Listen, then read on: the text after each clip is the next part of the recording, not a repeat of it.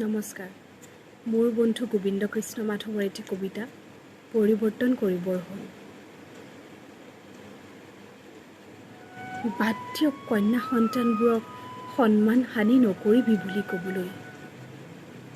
বৰঞ্চ আৰম্ভ কৰক ল'ৰা সন্তানবোৰক আনৰ ঘৰৰ সন্মান হানি নকৰিবি বুলি ক'বলৈ বাদ দিয়ক কন্যা সন্তানবোৰক চুটি চুটি কাপোৰ নিপিন্ধিবি বুলি ক'বলৈ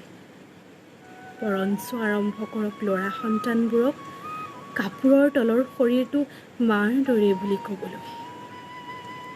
বাদ দিয়ক কন্যা সন্তানবোৰক ৰাতি দেৰিলৈকে ঘৰৰ বাহিৰত ঘূৰি নুফুৰিবি বুলি ক'বলৈ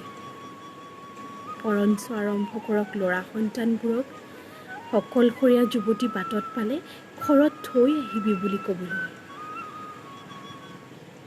বাদ দিয়ক কন্যা সন্তানবোৰক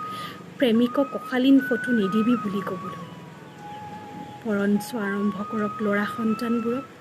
প্ৰেমিকাৰ অশালীন ফটো চাবলৈ নিবিচাৰিবি বুলি ক'বলৈ বাদ দিয়ক কন্যা সন্তানবোৰক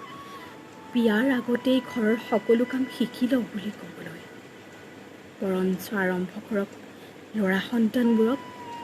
পত্নীক সকলো কামতে সহায় কৰি দিবি বুলি ক'বলৈ বাদ দিয়ক কন্যা সন্তানবোৰক স্বামীৰ ঘৰহে আচল ঘৰ বুলি ক'বলৈ বৰঞ্চ আৰম্ভ কৰক ল'ৰা সন্তানবোৰক পত্নীয়ে তোৰ বাবে এখন ঘৰ এৰি আহিছে বুলি ক'বলৈ বাদ দিয়ক কন্যা সন্তানবোৰক স্বামীক প্ৰতিটো কথা সুধি লওঁ বুলি ক'বলৈ বৰঞ্চ আৰম্ভ কৰক ল'ৰা সন্তানবোৰক পত্নীৰ পৰা একো কথাই লুকুৱাই নথবি বুলি ক'বলৈ বাদ দিয়ক কন্যা সন্তানবোৰক স্বামীৰ ভৰি চুই সেৱা জনাবি বুলি ক'বলৈ বৰঞ্চ আৰম্ভ কৰক ল'ৰা সন্তানবোৰক পত্নীৰ দুভৰি বিষালে অলপ পিটিকি দিবি বুলি ক'বলৈ বাদ দিয়ক কন্যা সন্তানবোৰক দেৰি হ'লেও স্বামীৰ খোৱাৰ পিছত খাবি বুলি ক'বলৈ বৰঞ্চ আৰম্ভ কৰক ল'ৰা সন্তানবোৰক দেৰি নকৰিবি পত্নীয়ে ভোকত ৰৈ থাকিব বুলি ক'বলৈ